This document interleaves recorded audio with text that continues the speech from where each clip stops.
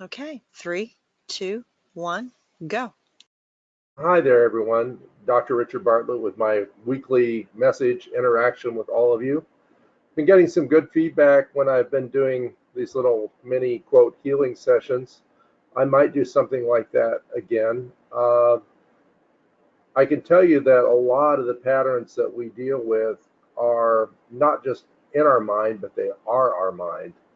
And so working with the mental patterns, even constructs around health, disease, finances, security, uh, love relationships, relationship with self, relationship with other.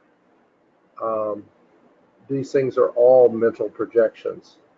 Now, it's not to say they're not real in the quote dreamland that we live in and experience, but if our minds were to suddenly go silent, and I know this because I've had this happen, and if you were to lose the sense of self that feels like things are not right, or things need to be put right, or things could be better, or the universe is not giving me what I want, you are the universe. And what you're receiving is perfect in the moment for what you're receiving.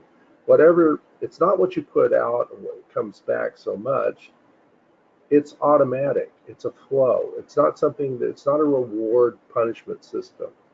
So go to the place where you are just grateful to be taking the next breath. That's, and some of you may listening may have serious diseases or problems, and my heart goes out to you. I see people that are homeless all the time, and I wish I could take them all in. The people that are here legally, uh, because I mean, starting there, because these people are already, here in the streets, kids like my own child, and I'm definitely concerned for everyone. But then there's another part to this where, and we're working, by the way, with these different patterns as I'm talking. That's what we're weaving together. Um, Another part of this um, is that these patterns, these programs that run, if we were to be completely silent inside, or do what Ramana Maharshi and Nisargadatta Maharaj would recommend, when these Robert Adams, when these thoughts come to you, ask, who is it having these thoughts? Where cometh from these thoughts? Where are these thoughts coming from?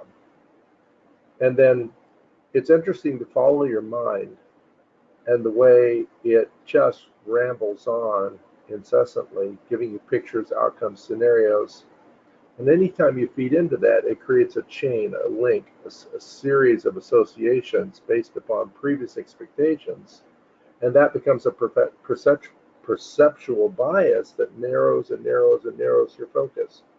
You may have exactly, you always, I think, always have exactly what you need, even if it doesn't feel good, because life is in a state of cosmic and constant change. And to embrace that change and not to fight against it, not to try and, have you ever tried to float on your back and then you got worried about whether you could float on your back? You sink. I've talked about this before. Let yourself float. Let yourself float. Go to your back. It's back your subconscious.